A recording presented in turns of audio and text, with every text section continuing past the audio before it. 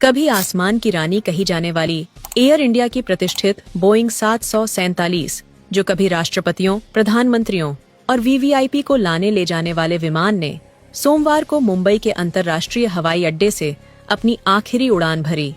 मुंबई से उड़ान भरकर यह ऐतिहासिक विमान अमेरिका के पेनफील्ड की ओर रवाना हो गया है, जहां इसे अंतिम विराम मिलेगा। इसके हिस्सों को अलग किया जाएगा और ये रानी हमेशा के लिए इतिहास के पन्नों में दर्ज हो जाएगी।